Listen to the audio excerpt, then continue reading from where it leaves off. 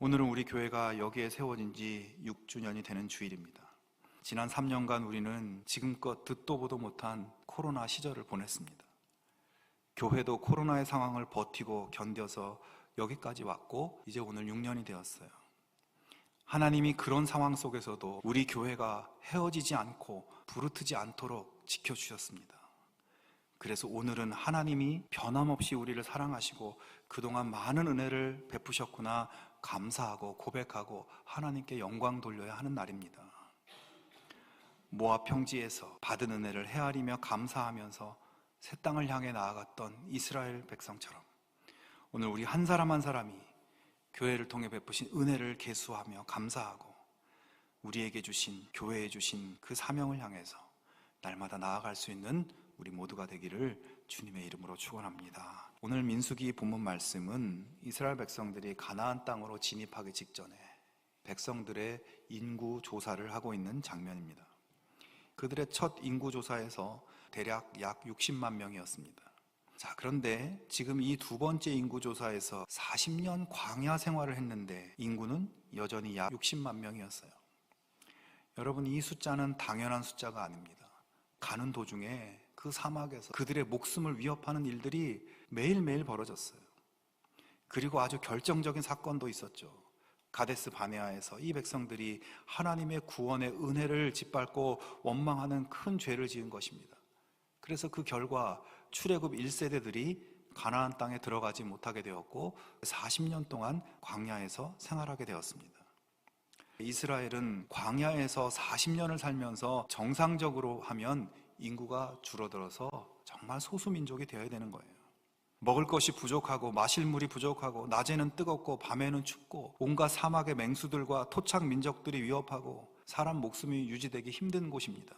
그런 데서 40년 살았어요. 하지만 여러분, 이스라엘의 수는 변함이 없었습니다. 여러분, 이런 일이 어떻게 가능한 것입니까? 이것은 하나님의 은혜로 밖에는 해석이 안 되는 것입니다. 신명기 8장 4절에 하나님이 이런 말씀을 하십니다. 이 40년 동안에 내 의복이 헤어지지 아니하였고 내 발이 부르트지 아니하였느니라. 남양주 별내동안 교회가 창립 6주년이 되었습니다. 절반이 코로나 기간이었지만 잘 버텨내었습니다. 진심으로 축하드립니다. 별내동안교회 나강유 목사님에 이어서 서울동안교회 김영주 목사님, 고양 삼성교회 김영서 목사님으로 이어집니다. 어느 교회 당회에서 있었던 일이라고 합니다. 이 당회에는 당회원들이 참 훌륭한 분들이 많으셨다고 합니다. 그런데 한 가지 의견이 나오면 서로 자기 관점에서 옳다고 주장하는 것 때문에 당회가 평안한 날이 없었다고 이야기합니다. 그때 목사님이 제안을 하셨다고 합니다. 당회원 여러분들, 하나님께서 우리를 정말 세우셨죠. 뭐 때문에 세우셨을까요? 주님이 주인이신 교회에 우리를 통해서 하나님이 일하시라고 우리를 불러주지 않았습니까?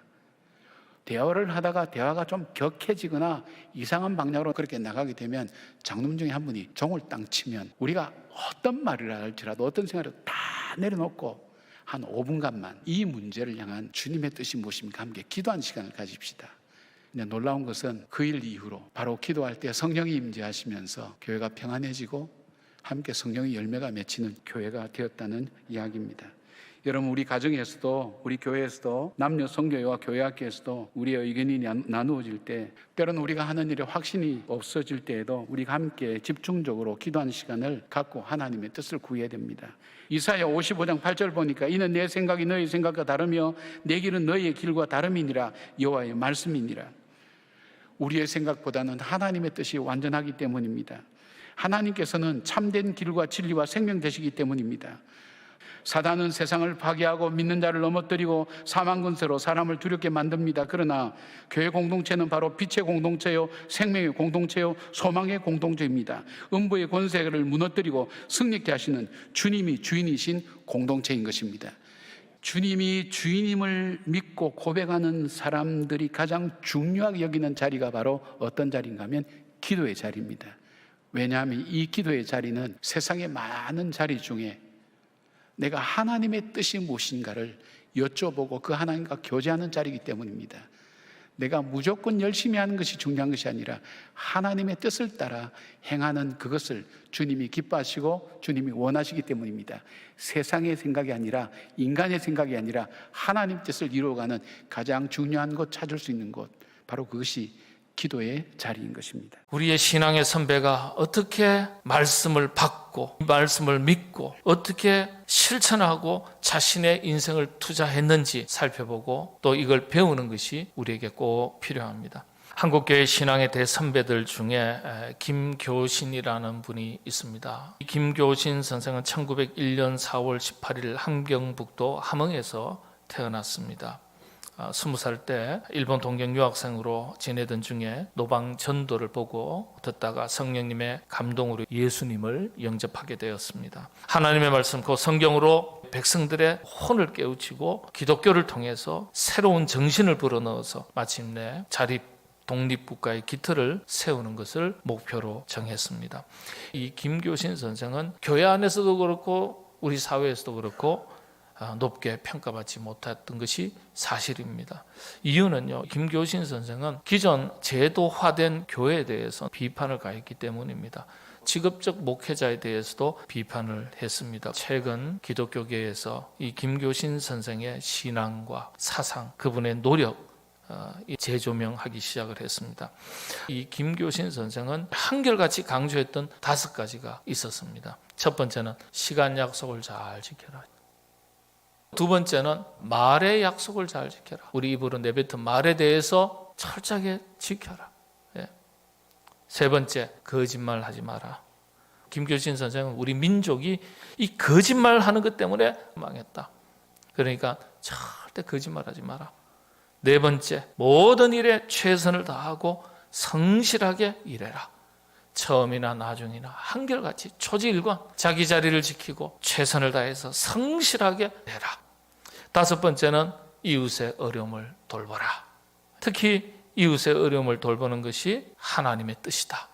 김교신 선생이 일관되게 추구한 삶을 가리켜 오늘날 우리 한국 교회가 정의하기를 거룩한 누룩이 되었던 분이다. 선한 영향력을 발휘하는 삶이죠. 하나님의 말씀과 성경의 정신으로 자기 자신부터 먼저 본이 되는 거예요. 마태복음 13장 33절. 천국은 마치 여자가 가루 서말 속에 갖다 넣어 전부 부풀게 한 누룩과 같으니라.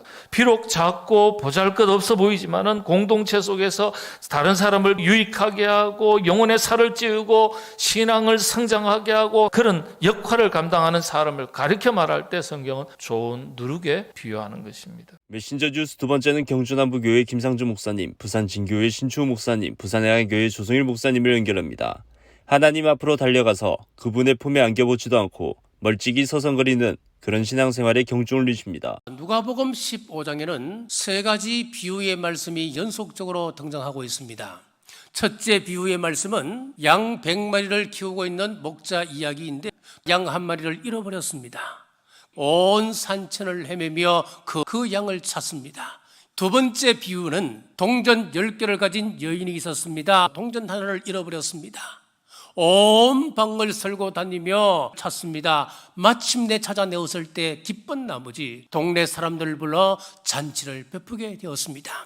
세 번째 비유의 말씀이 오늘 탕자의 비유인데 이번에는 그 소중한 둘째 아들이 집을 나갔는데 아버지가 찾아 나서지 않는 것입니다.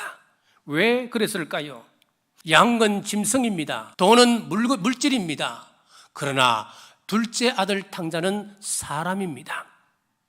아무리 아버지가 애 멱살을 잡고 끌고 온다 할지라도 진정 그 아이가 마음에 반성과 뉘우침이 없다고 한다면 아무 소용없다고 하는 것을 알고 있기 때문입니다. 여기 아버지는 우리 하나님을 상징합니다. 우리 하나님은 전지전능하신 분이십니다. 바꾸시려면 얼마든지 우리를 바꾸실 수 있는 능력이 있으신 분이십니다. 그러나 그렇게 하면 무슨 의미가 있습니까? 스스로 돌아오기를 기다리고 계십니다. 그러므로 하나님이 우리 인생에 아무런 일도 하고 계시지 않는다, 그렇게 말해서는 안 되는 것입니다. 지금 이 이야기를 듣고 있던 무리들은 아들이 유산을 말할 때에 아들의 장래를 위해서라도 아버지는 당연히 거절할 것이라 라고 생각했을 것입니다. 마을 어른들은 그 아들을 가문에서 축출해야 되고 마을에서 추방해야 된다라고 이구동성으로 말했을 것입니다. 그리고 재산을 탕진하고 돌아왔을 때 아들에게 경로해야 마땅한 것입니다. 그런데 전혀 분위기는 다른 쪽으로 흐릅니다. 아버지가 그를 보고 처근히 여겨 달려가 목을 안고 입을 맞추니 그만큼 아들을 간절히 기다렸다고 하는 말씀입니다. 그리고 달려갔습니다. 당시 뛰어다닌다면 남자로서 사회적 명예가 땅에 떨어진다라고 그들은 봤습니다. 아버지는 뜀박질이 자신의 지위를 격화시키는 것임을 알면서도 명예를 포기하신 것입니다. 그렇습니다. 우리가 하나님께 나아가면 하나님은 모든 체면 내려놓으시고 우리에게 달려오시는 분이십니다. 아들이 다른 사람들에게 조롱당하기 전에 먼저 달려가서 품에 안으시는 것이었습니다. 그렇습니다. 과거 죄악의 구렁텅이에서 악취 풍기며 살아가는 우리가 주님 이름 부르며 돌이킨다면 하나님은 우리를 자비로 감싸시고 은혜로 감싸주십니다. 좋아한다는 것은 그 사람으로 인해서 내가 행복해졌으면 하는 것이고, 사랑한다는 것은 그 사람이 나로 인해서 행복해졌으면 하는 것입니다. 좋아하면 욕심이 생기고 사랑하면 그 욕심을 포기하게 됩니다. 만약에 지구가 멸망해서 탈출하는 우주선이 있다면 좋아하는 사람은 내 옆자리에 태우고 싶은데 사랑하는 사람은 내 자리를 주고 싶어지는 것입니다. 좋아해라는 말을 들으면 가슴이 설레는 것이고 사랑해라는 말을 들으면 눈물이 나는 것입니다. 꽃을 좋아하는 사람은 그 꽃을 꺾지만 꽃을 사랑하는 사람은 그 꽃에 물을 줍니다. 좋아하는 사람은 내 곁에 두고 싶은데 사랑하는 사람은 내가 그 사람 곁에 있고 싶은 것이랍니다. 좋아하는 것은 감정의 흔들림이지만 사랑하는 것은 영혼의 떨림이라 합니다. 좋아하는 건 앞서 걷고 있는 당신을 뒤따라가는 것이고, 사랑하는 건 내 걸음을 당신에게 맞추어 가는 것입니다. 좋아하는 건 내가 그 사람을 포기했을 때이고, 사랑하는 건 내가 잃어버릴 것은 당신 하나뿐인 것입니다. 좋아하는 건 이거를 보고 누군가가 떠오르는 것이고, 사랑하는 건 이 글을 보고 누군가가 눈물 날 만큼 보고 싶어지는 것입니다. 좋아한다는 것과 사랑한다는 것에 대해서 글을 쓴 어떤 분의 글입니다. 하나님께서는 우리를 좋아하시는 것을 넘어서 사랑이 무엇인지를 우리에게 보여주셨습니다. 우리도 하나님을 닮은 사랑을 가지고 내 곁에 있는 사람에게, 그리고 내 곁에 있는 이웃에게, 그리고 나의 형제자매를 향하여 나아가는 모든 믿음의 가족들이 되시기를 바랍니다. 얼마 전에 어느 중화 요리집에 갔어요. 둥근 테이블이 있잖아요. 거기에 7, 8명 정도가 이렇게 둘러 앉았어요. 이렇게 주전자에 차를 담아서 나오는데 그 차를 나눠 마시니까 금방 떨어지고 또 주는데 또 금방 떨어지고, 그래서 주전자의 뚜껑을 열어보니까 반만 차 있는 거예요.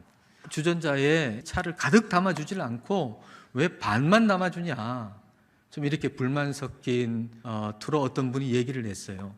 그러니까 그 직원이 그걸 듣고 하는 얘기가, 이 주전자는 가득 담으면 앞으로 넘어집니다. 그래서 반만 담을 수밖에 없습니다. 여러분, 이 주전자 입장에서 한번 생각해 보세요. 이 주전자가 얼마나 속상할까요? 나는 한꺼번에 많은 일을 하고 싶은데 그러지를 못하는 거예요. 반밖에 못해요. 능력이 없어요. 그로 인해서 사람들한테 좋은 평가도 못 받아요. 나 같은 사람은, 나 같은 주전자는 쓸모가 없어 라고 생각할 수 있지 않을까요? 다 약점을 가지고 있고 모자란 부분이 있고 부족한 부분을 우리는 다 가지고 있잖아요. 저 사람이 그런 것처럼 나도 저 정도는 하고 싶은데 그렇지 못한 것들이 우리한테 다 있잖아요. 이 주전자는 약해요. 부족한 게 있어요. 약점이 있어요. 그런데 이 주인이 손님이 올 때마다 이 주전자를 쓰는 거예요. 이 주인은 이 주전자의 약점을 그대로 받아들이고 손님이 올 때마다 그대로 쓰는 거예요. 그러면 이 주전자가 이렇게 생각하지 않을까요? 이제는 주인님, 제가 이렇게 약점이 많은데 나를 그대로 받아주시고 계속해서 써주시니, 그렇다면 다른 주전자가 한 번 움직일 때 저는 2번 움직일게요. 이렇게 하지 않을까요?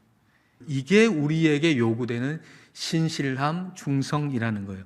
여러분, 우리에게 요구되는 충성의 특징이 뭔지 아시겠습니까? 내가 약해도 나를 계속해서 받아주시는 우리 주님의 신실하심과 자비하심 때문에 나오는 충성.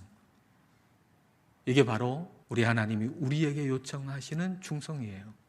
우리를 받아주시는 그 자비하심 때문에 우리에게 나오는 충성이에요. 메신저 주스 마무리는 대전 제일교회 김천미 목사님, 광주 양림교회 김현주 목사님, 부상서교회 나혜천 목사님을 연결합니다.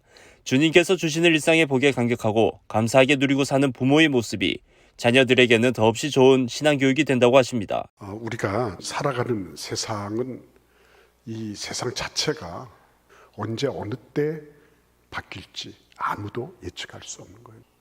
아무도 큰 소리 칠 수 없다는 거.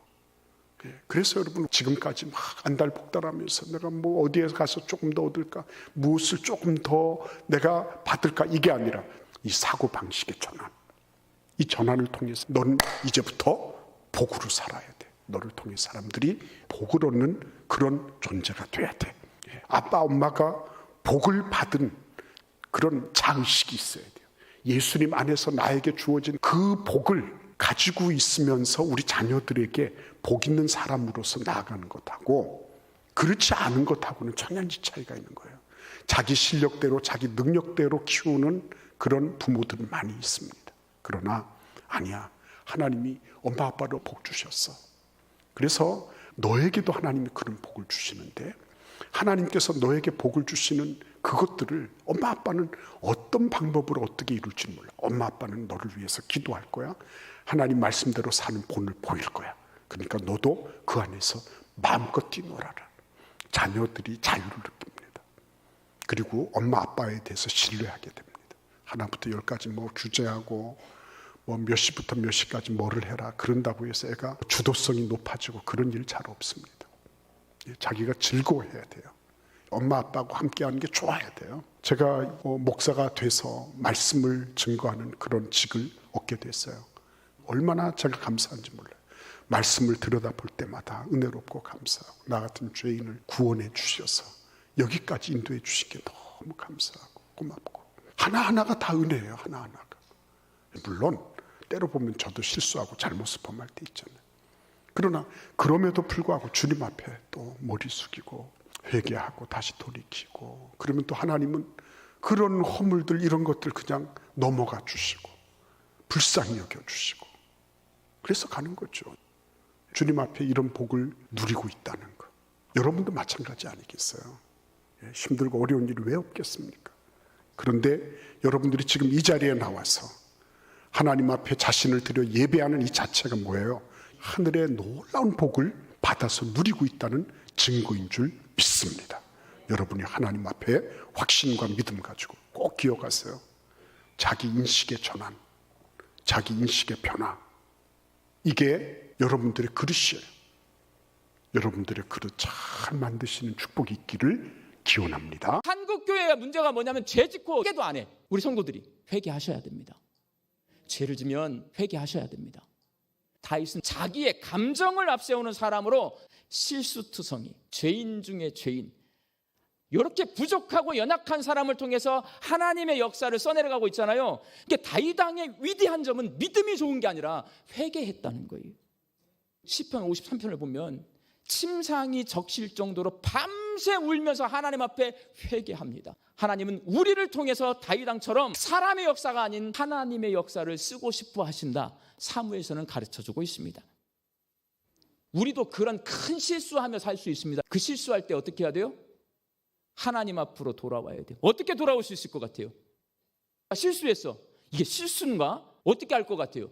지금 이 시대는 하나님의 말씀을 글로 써서 성경에 다 담아놨습니다.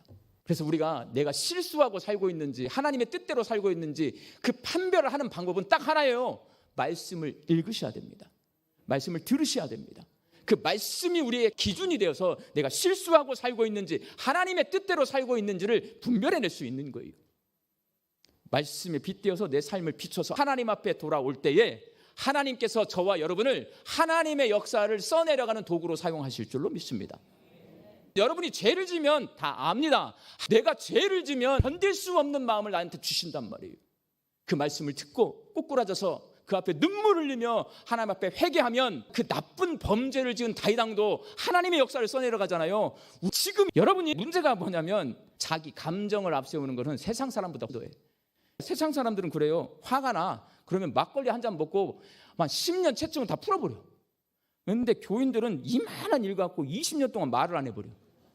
자기 감정을 하나님의 뜻과 하나님의 말씀보다 앞세운다는 거예요, 여러분. 내 소원, 내 계획, 내 감정을 하나님보다 앞세울 때 이걸 해결하는 방법이 있습니다. 뭐냐면 그게 기도입니다. 하나님께서는 원수라도 사랑하라고 하셨는데 분을 품어도 오늘 하루를 넘기지 말라고 하셨는데 형제를 향해서 미련한 사람이라 하면 살인죄를 진 거라고 말씀하셨는데 그 말씀 앞에 내가 꼬꾸라지게 해주세요. 기도하셔야 합니다. 기도하잖아요. 하나님이 도와줄까요? 안 도와줄까요? 근데 왜 맨날 우리 성질내고 살까요? 기도를 안 하니까. 기도라고 하는 것은 제일 기도의 큰 목적이 뭐냐? 내 소원을 아뢰는 게 아니고 하나님의 뜻 앞에 내 뜻을 맞추는 게 기도의 원래 목적입니다. 예수님이 보여주셨잖아요. 겟세마네 동산에서 아버지 내 뜻대로 마시고 누구 뜻대로 하세요? 아버지의 뜻대로 하십시오. 그게 기도예요, 여러분. 어버이 주일이 되면 카네이션 꽃을 어른들께 달아드리는데 그 전통은 미국 남북 전쟁까지 거슬러 올라가게 됩니다. 북부 영방, 북쪽에 있는 19개 주가 노예 제도를 반대했고 남부 연방 11개 주가 노예 제도를 찬성을 했습니다.